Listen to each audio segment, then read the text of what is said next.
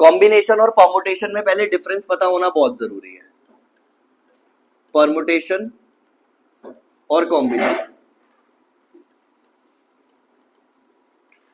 क्या डिफरेंस है? पहला तो फॉर्मूले का डिफरेंस है, NPR n factorial divided bye n minus r factorial, n factorial divided bye n minus r factorial, और यहां पे होता है NCR n factorial divided bye r factorial into n minus r factorial. क्या हो गया? बोल बोल। तो ये पढ़ ले जो पढ़ा रहा हूं। आयोटा कहाँ है? आयोटा आई होता है। ये पता नहीं तेरे क्वेश्चन ही कैसे होते हैं फालतू के। इसमें और इसमें डिफरेंस नहीं दिख रहा तेरे को? एक जैसे हैं, ठीक है। जैसा तू उल्टा वैसे ही तेरे को उल्टा ही दिख रहा है। दूसरी चीज, परमुटेशन का मतलब होता है अरेंजमेंट्स। अरेंजमेंट्स। और कॉम्बिनेशन जो होता है हमारा, ये होता है सिलेक्शन। ये ध्यान रखना है, सिलेक्शन। जब हम सिलेक्ट करते हैं दैट मीन्स हम कॉम्बिनेशन यूज करते हैं। इस चीज को ध्यान रखना। क्लियर हो गया? जब मैंने 4 लोगों की फोटो खींची थी ABCD, तो मैं इनको अरेंज कर रहा था। कोई भी किसी भी पोजीशन पे जा सकता है। बात समझ आ रही है? ये अरेंजमेंट कर रहा हूं मैं। तो ये है परमुटेशन का कंडीशंस। अब ये 4 बच्चे आए कहां से? तुम में से 4 थे, तो मैंने तुम में से 4 बच्चों को पहले सिलेक्ट करा। आओ 4 बच्चों की फोटो खींचनी है, मुझे पोस्टर बनवाना है हमारी ऐड के लिए, तो 4 बच्चों की फोटो लेनी है। तो सुंदर सुंदर बच्चों को लेके गया मैं और चारों को खड़ा किया और फोटो खींच ली और सेलेक्ट किया मैंने वहां पे। तो ये क्या हुआ? कॉम्बिनेशन। बात समझ आ रही है? सिचुएशन समझ आई या नहीं? क्लियर? तो हाँ वाला रिएक्शन आना चाहिए ना ऐसे। तो ये अरेंजमेंट्स को रिप्रेजेंट करता है और ये सिलेक्शन को। एक मेरा बनाया हुआ मेथड है, AB is not equal to BA और AB is equal to BA। ये किसी बुक में नहीं मिलेगा, ये मैंने बनाया हुआ है। इससे क्या है कि कभी कंफ्यूजन नहीं होती परमुटेशन कॉम्बिनेशन में, डिफरेंस में, अगर आप इस चीज को सोच पाते हो तो। और बहुत आसान है। एक सर्कल लिया मैंने, उसके ऊपर 21 पॉइंट्स डाल दिए। 21 points on the circle, 21 points on circle, तो मतलब n हो गया 21 total points. How many chords can be formed? How many chords can be formed? How many chords can be formed? Chords किससे फॉर्म होगी? जब मैं कोई 2 पॉइंट्स को मिला दूं। 2 पॉइंट्स को मिलाऊंगा तो कॉर्ड बनेगी ना। तो इसका मतलब R हो गया 2। अब मेरे सामने 2 सिचुएशन आ गई यार। हाउ मेनी तो परमुटेशन में भी पूछते थे और हाउ मेनी ये कॉम्बिनेशन में भी डाल रहे हैं। तो वहां पर मैं परमुटेशन NPR लगाऊं या NCR लगाऊं? तो मैंने देखा ये A पॉइंट है, ये B पॉइंट है। अगर मैं A को B से मिलाता हूं तो एक कॉर्ड बन रही है, और अगर B को A से मिलाता हूं तो डिफरेंट कॉर्ड बन रही है या सेम कॉर्ड बन रही है? Same chord. यानी AB और BA इक्वल है। तो इसका मतलब यहां पे मुझे NCR लगाना है, तो 21C2 लगाऊंगा, ये 210 आ जाएगा। इतनी कॉर्ड्स बन सकती हैं, अनलिमिटेड नहीं हो सकता। बात समझ आई? सिचुएशन कब मैंने कॉम्बिनेशन को यूज करना है, this is very very important. NCERT का ही क्वेश्चन है, लेकिन पेपर में टीचर क्या करता है कि एनसीईआरटी के क्वेश्चन को बदल देता है। वो बोलता है there are 15 points in a plane, 15 points in a plane. Plane का मतलब हो गया कोई plane surface. How many straight lines can be formed? Straight lines can be formed. तो 2 पॉइंट्स को मिला के ही तो स्ट्रेट लाइन बनेगी। अब यहां पर कंडीशन, बहुत सारी कंडीशंस हो सकती हैं कि कोलिनियर पॉइंट्स दिए हुए हैं, कोई पॉइंट कोलिनियर नहीं है, तो वो सिचुएशन आएंगी, मैं कराऊंगा सारे क्वेश्चंस। अभी सिर्फ समझाने के लिए। तो n यहां पे कितने हैं? 15, क्योंकि 15 पॉइंट्स दिए हुए थे। और कितने पॉइंट्स को मिला के स्ट्रेट लाइन बनेगी? 2 पॉइंट्स को। तो मैंने कॉम्बिनेशन यूज किया, क्योंकि अगर मैं A और B को मिलाता हूं या B और A को मिलाता हूं तो एक ही लाइन बनती है, तो ए बी और बी ए इक्वल वाला सिचुएशन आ रही है। तो जब भी आपको कभी कंफ्यूजन हो ऐसी सिचुएशन में तो आप ये चीज फॉलो कर सकते हो। और आसान तरीका ये है कि यहाँ पे मुझे वर्ड्स बनाने हैं, तो मैंने दो वर्ड्स बनाए, अब और बा। विदाउट रिपीटिशन की बात कर रहा हूं। एक वर्ड बनाया अब और एक वर्ड बनाया बा, दोनों का अलग अलग मतलब है। अब का मतलब अलग है, बा का मतलब अलग है। बात समझ आई? क्या मतलब है? नहीं है कुछ भी। अब का मतलब कुछ भी हो सकता है, बा का मतलब कुछ भी हो सकता है। दो डिफरेंट मीनिंग वाले वर्ड्स मिल गए। अब यहां पर मैंने बोला दो लोगों को बुला के लाओ, ए और बी को। रूम में पहले ए आया फिर बी आया। मेरा मोटिव क्या था? दो लोगों का मेरे सामने आना, ए और बी आ गए। रूम में पहले बी आया फिर ए आया। मेरा मोटिव क्या था? दो लोगों का आना, और वही दो लोग आए हैं। तो यहां पर ए बी आए या बी ए आए, कोई फर्क पड़ रहा है? तो ऑर्डर इज इंपॉर्टेंट और नॉट? यहां पे नॉट इंपॉर्टेंट, बट यहां पर ऑर्डर इज इंपॉर्टेंट। वर्ड का मतलब ही बदल जाता है। अगर मैंने वाओ लिखा या काओ लिखा, ये लो, तो देखो दोनों का मतलब ही चेंज हो जाएगा। WOC एक अलग वर्ड बना, क्या मतलब है भूल जाओ। COW एक अलग वर्ड बना। तो जब मैं इंटरचेंज कर रहा हूं तो ऑर्डर तो इंपॉर्टेंट है। तो ऑर्डर कहां पे इंपॉर्टेंट हुआ? परमुटेशन में। यहां पे ऑर्डर की जरूरत ही नहीं है, जैसे मर्जी आ जाए, कोई फर्क नहीं पड़ता। तो ये बेसिक चीजें थी कॉम्बिनेशन समझने के लिए। क्लियर हुआ? पक्का? इतना पार्ट जल्दी से नोट करो, फटाफट से खत्म करेंगे आज की। मैं टाइम वेस्ट नहीं करूंगा इसके ऊपर, जल्दी जल्दी करना। देखो अब ध्यान से, एक क्लास के अंदर 17 बच्चे हैं, ठीक है? ये प्लेयर्स है, प्लेयर्स लिख रहा हूं मैं। इस 17 प्लेयर्स में से 12 ऐसे हैं जो बैटिंग कर सकते हैं और 5 ऐसे हैं जो बॉलिंग कर सकते हैं, ठीक है?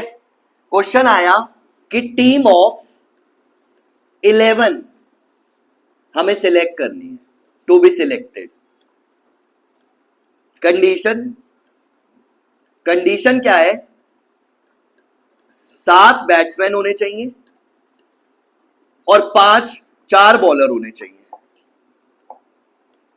4 बॉलर होने चाहिए। मैंने लिखा है यहाँ पे कि 6 ऑलराउंडर हैं, 3 खाली बॉल कर सकते हैं, 2 स्पिनर हैं, लिखा मैंने ऐसा। अभी भी छोटा सा क्वेश्चन बनाया, 12 बैटिंग कर सकते हैं और 5 बॉलिंग कर सकते हैं, तुझे उसमें से सिलेक्ट करना है। ऐसे तो 100 कंडीशन बना ले, ठीक है? कौन दिल्ली के लिए खेलता है, कौन गुजरात के लिए खेलता है, सब अलग कर ले और घर से बना के लाइयो एक बढ़िया सा क्वेश्चन 100 कंडीशन वाला। हाँ बना लियो, मैं सॉल्व करूंगा। यहाँ पे 7 बैट्समैन चाहिए हमें और 4 बॉलर्स चाहिए, ये हमारे सामने कंडीशन है। अब एक बात को समझो, क्या मैं ये 7 बैट्समैन इसमें से सिलेक्ट करूंगा या 7 बैट्समैन इसमें से सिलेक्ट करूंगा? नहीं, वो यस बोल रहा था 17 में से। 17 में बुमराह भी है, तो मैं 7 बैट्समैन उनमें से ही तो सिलेक्ट करूंगा जो 12 बैटिंग कर सकते हैं। क्योंकि अगर मैं टोटल में से सिलेक्ट करूंगा तो हो सकता है कि बुमराह भी आ जाए, लेकिन वो तो बैटिंग कर ही नहीं सकता। तो मेरा 7 बैट्समैन वाला सिलेक्शन गलत हो जाएगा। तो मुझे 7 बैट्समैन सिलेक्ट करने हैं 12 में से, तो 12C7, और 4 बॉलर सिलेक्ट करने हैं जो बॉलिंग कर सकते हैं, तो 5C4। इनको सॉल्व करूंगा तो मेरा आंसर आ जाएगा, खत्म। कॉम्बिनेशन ज्यादा आसान होता है एज कंपेयर टू परमुटेशन, उसमें ज्यादा सोचना पड़ता है, इसमें आसानी से हो जाएगा। बट यहां पर आपको समझना जरूरी है कि सिलेक्शन किस बेसिस पे हो रहा है, कैसे हो रहा है। ऐसे क्वेश्चंस भी आ सकते हैं जिसमें परमुटेशन कॉम्बिनेशन दोनों लग रहे हैं, तो हमें वहां सोचना पड़ता है। वो मैं बताऊंगा, अभी समझ आ जाएंगी सारी चीजें। इतनी चीज समझ आई? क्वेश्चन चेंज करते हैं। 5 गर्ल्स हैं और 7 बॉयज हैं और मुझे टीम बनानी है ऑफ 5। Condition 1, no girl. तो इसका मतलब जो 5 लोग सिलेक्ट करने हैं वो कहां से करने हैं? 7 में से। तो आंसर क्या आया? 7C5। स्टोरी खत्म। सॉल्व करना बहुत आसान है, पहले ही बता दिया था formula. 7 factorial 5 factorial into 2 factorial. क्या फॉर्मूला था? NCR इज इक्वल टू ऊपर n factorial R factorial n minus R factorial. ठीक है, ये चीज समझ आ गई थी? तो अब इसको सॉल्व तो कर लोगे आराम से। दूसरी कंडीशन आई, एटलीस्ट 3 गर्ल्स, कम से कम 3 लड़कियां। जब ऐसा क्वेश्चन आता है तो डिवाइड कर लो, गर्ल बॉय। अगर 3 लड़कियां कम से कम लूंगा तो लड़के कितने चूज करने पड़ेंगे? 2। अगर 4 लड़कियां लूंगा तो 1, और अगर 5 लड़कियां लूंगा तो 0। तीनों कंडीशंस आएंगी, क्योंकि बोला एटलीस्ट 3, यानी कि कम से कम 3। तो 3 वाले भी होंगे, 4 वाले भी होंगे, 5 वाले भी होंगे, भूलना मत इस चीज को। तो अब मैं यहां पे सिलेक्शन कर रहा हूं। देखो गर्ल्स टोटल कितनी थी? 5, और बॉयज टोटल कितने थे? 7। तो 5 में से 3, 7 में से 2, केस 1 सॉल्व कर लोगे। 5 में से 4, 7 में से 1, केस 2 सॉल्व कर लोगे। 5 में से 5 और 7 में से 0, केस 3 सॉल्व कर लोगे।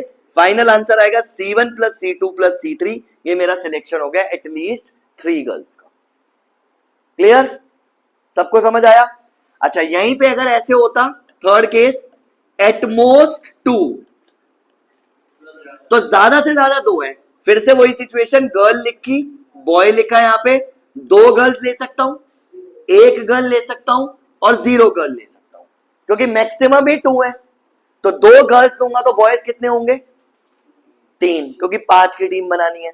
1 गर्ल लूंगा तो 4 बॉयज, और 0 गर्ल्स होंगे तो 5 के 5 बॉयज। फिर वही वापस C1 C2 C3 3 सिचुएशंस आएंगी, उनको ऐड कर देंगे, फाइनल आंसर आ जाएगा। कोई प्रॉब्लम? पक्का नोट करो। इसके बाद सबसे इंपॉर्टेंट क्वेश्चन कराऊंगा, जल्दी से नोट करो। एक बहुत ही इंपॉर्टेंट क्वेश्चन है, और इसमें हमेशा कंफ्यूजन होती है, क्योंकि हम रटते हैं।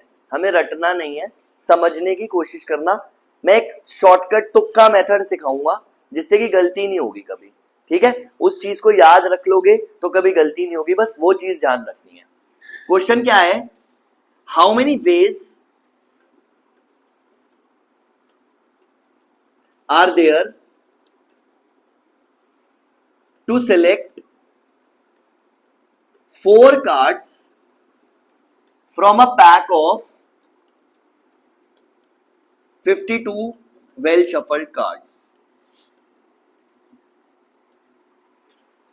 ये तो सीधा सीधा क्वेश्चन है। 52 कार्ड्स, 52 पत्ते, उसमें से कितने सेलेक्ट करने हैं? 4। बहुत आसान है, 52C4, फर्स्ट पार्ट खत्म। सिंपल, सॉल्व कर लोगे। वही नॉर्मल सॉल्व ऐसे ही करना है। 52 factorial, 4 factorial, 48 factorial, 52 into 51 into 50 into 49 into 48 पे कट कर देंगे। 48 पे ये कट हो गया, और जो 4 फैक्टोरियल था 4 इंटू 3 इंटू 2 इंटू 1, इसको भी पूरा सॉल्व कर लेंगे। ये 3 से कट हो जाएगा 17 पे, 4 से कट हो जाएगा 13 पर, 2 से कट हो जाएगा 25 पे। इन सबको मल्टीप्लाई करेंगे, फाइनल आंसर आ जाएगा। बेसिक चीज है, ये खुद कर लेना आप। अब कंडीशन नंबर 2 क्या है?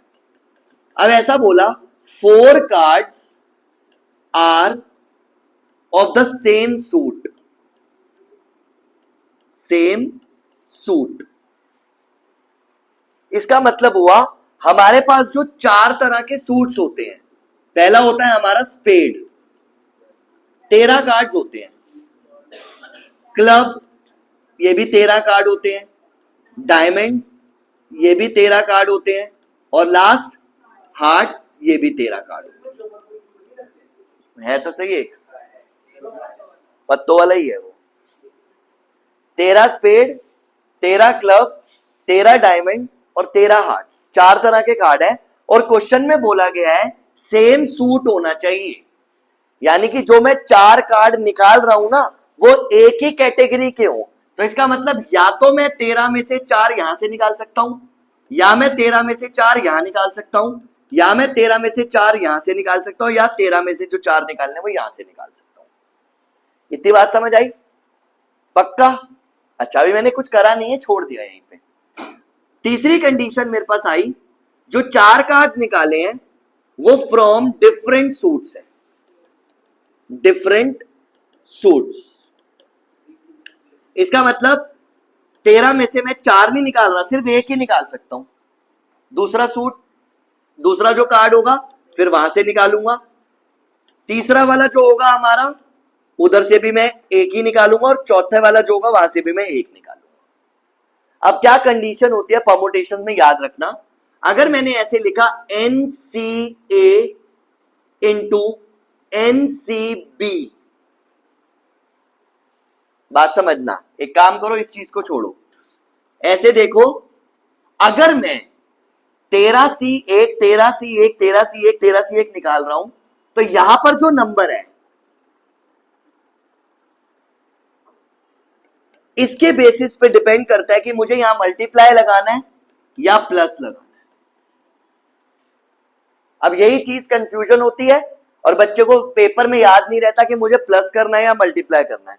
तो इसी में मैं एक शॉर्टकट बता रहा हूं, उसको दिमाग में बिठा लोगे तो गलती नहीं होगी।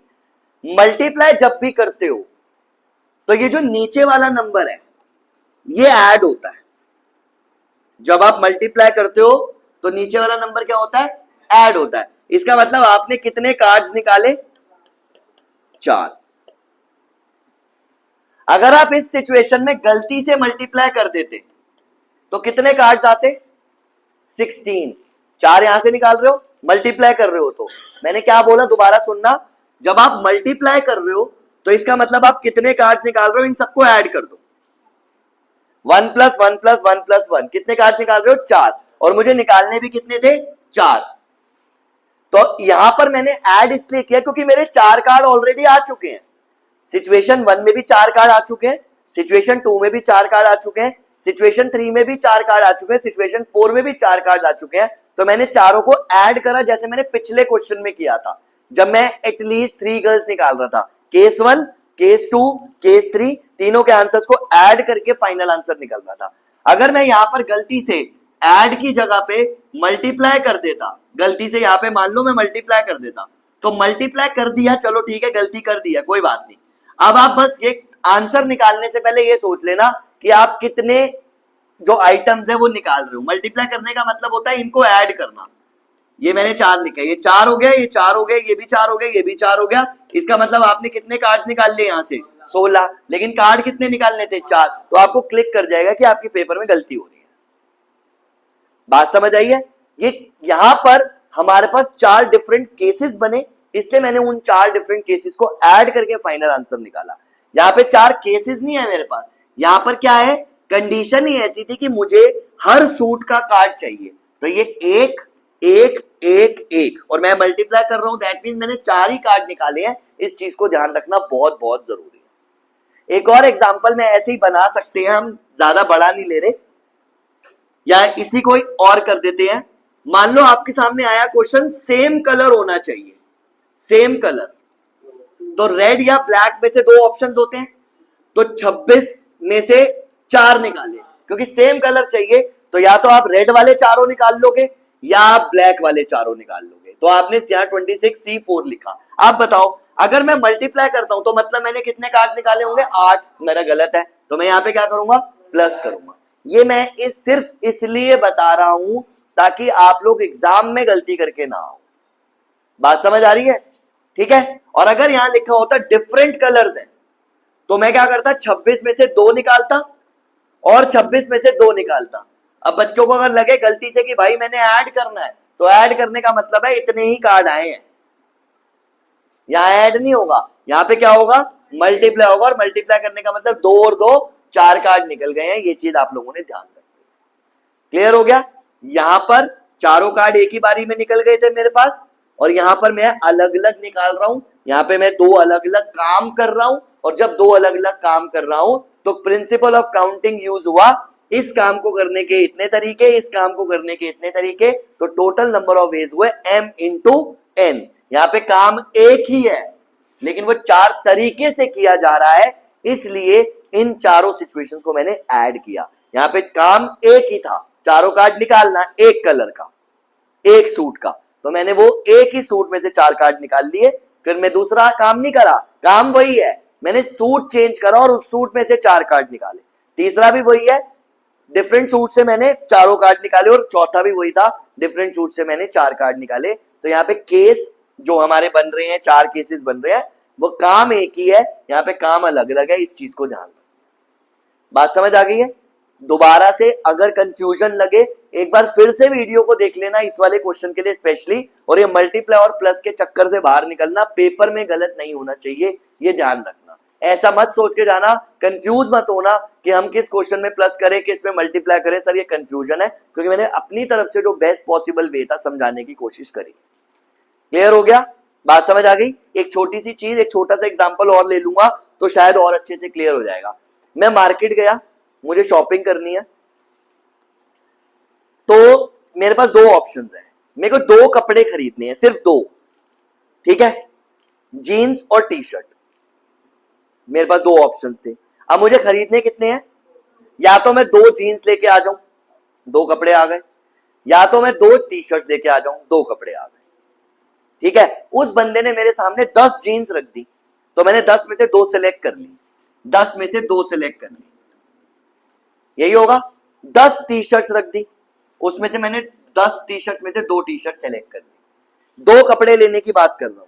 दूसरा ऑप्शन, 10 में से मैंने एक जीन्स खरीदी और 10 टी शर्ट्स में से मैंने एक टी शर्ट खरीदी। अब बताओ मल्टीप्लाई किस में होगा और ऐड किस में होगा?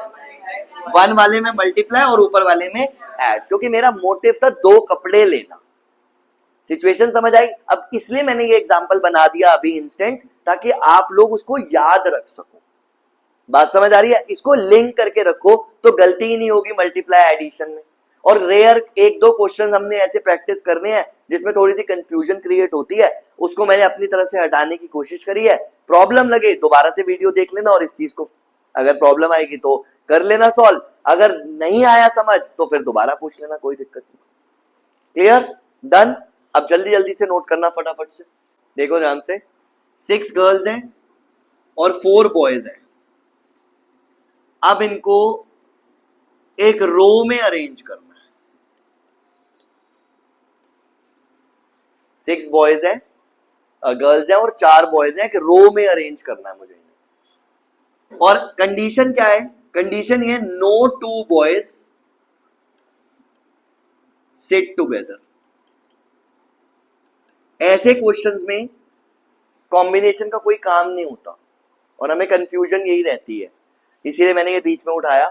तो हमें ये ध्यान रखना है ऐसी सिचुएशन में सबसे पहले जो भी ज्यादा वाला नंबर है ना उसको उठा लो। 1 2 3 4 5 6 गर्ल्स को मैंने बिठा दिया सबसे पहले। अब कंडीशन को सोचो, कंडीशन क्या है कि दो लड़के एक साथ नहीं बैठने चाहिए, तो लड़कों के लिए कौन कौन सी जगह अवेलेबल है? 1 2 3 4 5 6 7।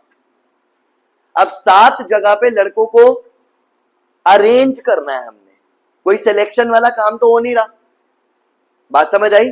कोई सिलेक्शन वाला काम तो हो नहीं रहा, हमने क्या करना है? अरेंज करना है। तो मैंने क्या किया, 7 जगह पर 4 लड़कों को अरेंज कर दिया। यहां तक कोई प्रॉब्लम? पक्का? और इनटू, अब गर्ल्स को बिठाओ, 1 2 3 4 5 6 लड़कियां और 6 ही जगह है हमारे पास, तो उसको अरेंज करने के कितने वेज हुए? 6 फैक्टोरियल। बात समझ आ गई है? सिंपल है। चलो अब यही वाला क्वेश्चन दोबारा देखते हैं। 1 2 3 4 5 6 लड़कियां हैं, उनको पहले बिठा दिया मैंने। अब हमारे पास 1 2 3 4 5 6 7 जगह है टोटल। कितनी जगह है? 7, जहां मैं लड़कों को बिठा सकता हूं। मैंने 7 जगह में से 4 जगह को पहले सिलेक्ट कर लिया, जगह सेलेक्ट कर ली कि मुझे यहां लड़के को बिठाना है, यहां लड़के को बिठाना और वहां लड़के को बिठाना है। 7 जगह है, उन सातों जगह पे अगर मैं लड़कों को बिठाता हूं तो कोई भी 2 लड़के एक साथ नहीं आएंगे, तो वहां पर मैंने सीधा 7 जगह पे 4 को कैसे अरेंज करना है वो लिखा। लेकिन इसी क्वेश्चन में मैंने यहां क्या कर दिया, पहले 7 में से 4 जगह को सिलेक्ट कर लिया और अब उन 4 लड़कों को जो मैंने जगह चूज करी थी, उन 4 लड़कों को उन्हीं 4 जगह पे अरेंज करके 4 फैक्टोरियल से मल्टीप्लाई कर दिया। अब लास्ट में गर्ल्स को बिठाने के लिए तो वही मेरे पास 6 जगह है, तो उसके लिए मैंने 6 फैक्टोरियल करा। चाहे आप ऐसे कर लो चाहे आप ऐसे कर लो, आंसर सेम आएगा, कोई फर्क नहीं पड़ेगा। तो कई बुक्स में, कई ऑनलाइन सॉल्यूशंस में आपको परमुटेशन यूज करके आंसर दे देंगे और कई जगह पर सॉल्यूशन कॉम्बिनेशन यूज करके दे देंगे, बच्चा कंफ्यूज हो जाता है उस टाइम पे। तो सिंपल मैंने इसी क्वेश्चन को स्पेशली इसलिए उठाया कि आप चाहे ऐसे करो चाहे आप ऐसे करो, एक ही बात है। अब एक ही बात क्यों है, यहाँ पे तो कॉम्बिनेशन लगा रहे हो, जरा कॉम्बिनेशन लगा के देखो एक बार। 7 factorial upon 4 factorial into 3 factorial into 4 factorial into 6 factorial, ये वाले 4 से ये वाला 4 कट गया, फाइनली क्या बचा? 7 इंटू 6 अपॉन 3। अब इसको सॉल्व करना जरा। 7 factorial divided by 3 factorial into 6 factorial, check करो सेम आ रहा है दोनों। तो वहां पे मैंने डायरेक्ट अरेंज करा, या मैंने सेलेक्ट करके अरेंज करा, तो वो एक ही बात होती है, इस चीज को ध्यान रखना। कोई कंफ्यूजन, समझ आई बात या नहीं? 4 फैक्टोरियल इसलिए आया क्योंकि आपने सबसे पहले सेलेक्ट किया, और जब आपने सेलेक्ट करा उन 4 जगह पे अब लड़कों को भी तो बिठाना है, तो राम श्याम मोहन सोहन, या सोहन मोहन राम श्याम, अब अरेंज करोगे ना उन्हें, तो उसके लिए 4 फैक्टोरियल से मल्टीप्लाई। बात समझ आ रही है? क्लियर सबको? पक्का? एक और देखो क्वेश्चन, परमुटेशन कॉम्बिनेशन का मिक्स। वर्ड है इनवॉल्यूट। क्या वर्ड है?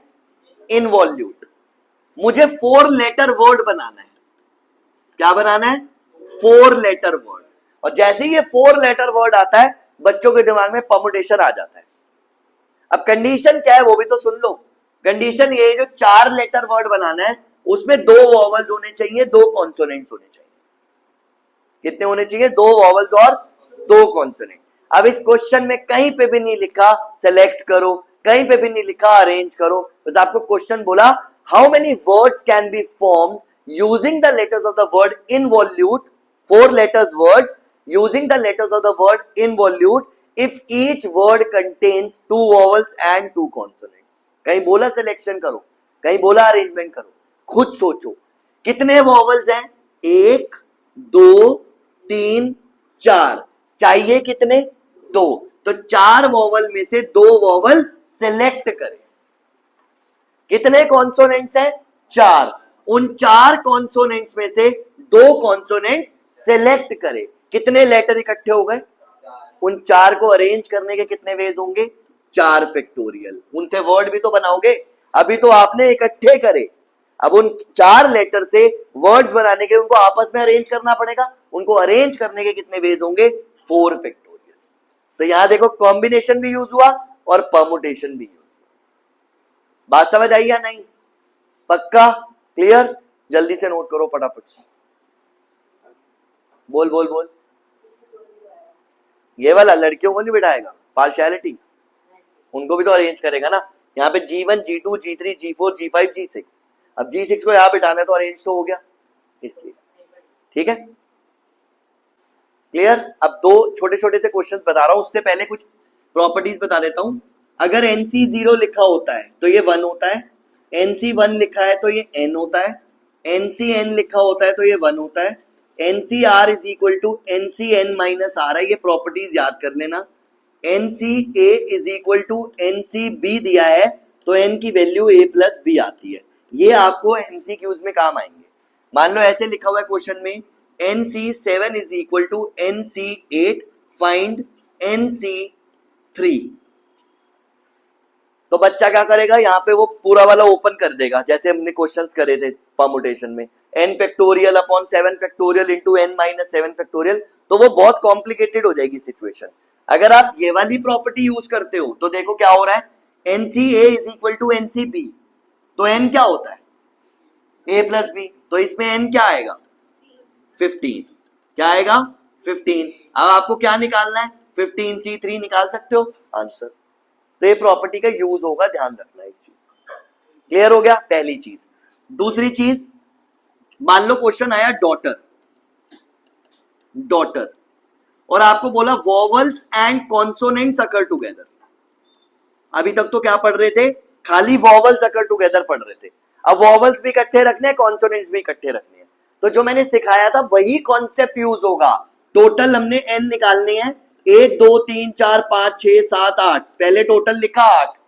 इसमें से पहले सारे वॉवल्स हटा दिए, सर्कल कर लिया 3, सारे कॉन्सोनेंट्स भी हटा दिए 5, सारे वॉवल्स को एक लेटर मान लिया, सारे कॉन्सोनेंट्स को एक लेटर मान लिया, तो टोटल क्या आ गया?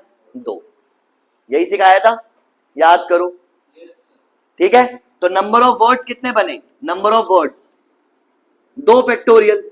और फिर मैंने क्या बताया था, जो सबट्रैक्ट कर रहे होते हो वो भी करना है साथ में, तो ये 3 फैक्टोरियल और 5 फैक्टोरियल साथ में आ जाएगा, ये हमारा आंसर होगा। ये ध्यान, वॉवल्स अकर टुगेदर वाला एक बार आज जाके फिर रिवाइज करना, भूल गए हो इसलिए याद नहीं आ रहा।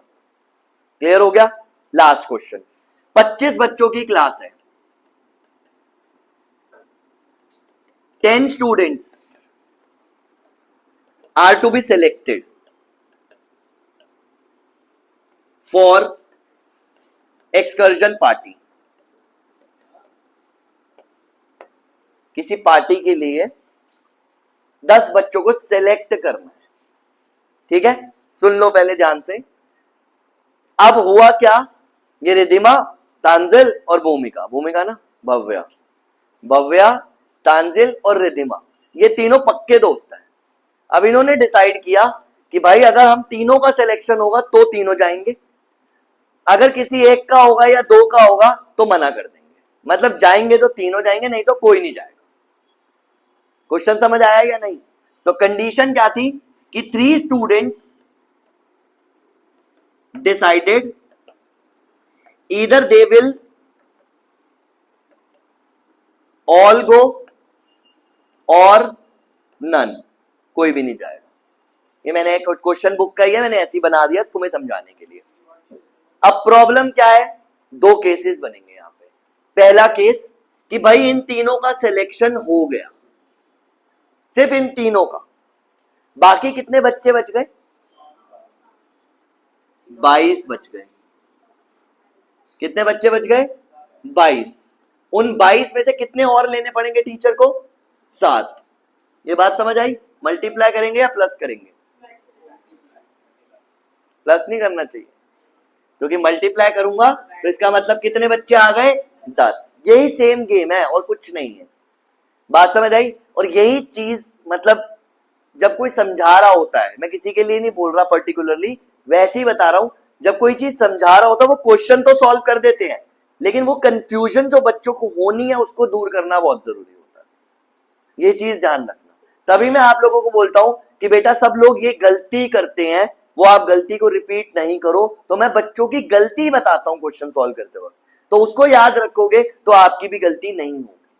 सेम दूसरी सिचुएशन, भाई तीनों में से कोई नहीं गया, क्योंकि इसका और इसका सिलेक्शन हो गया था, इन्होंने बोला हम भी नहीं जा रहे, रिधिमा का नहीं हो रहा तो, या उन दोनों का हो गया, उन्होंने बोला भव्या नहीं जा रही तो हम भी नहीं जा रहे, या किसी एक का हुआ, तांजिल का हो गया, बाकी 2 का नहीं हुआ, तो तांजिल ने बोला मैं नहीं जा रही।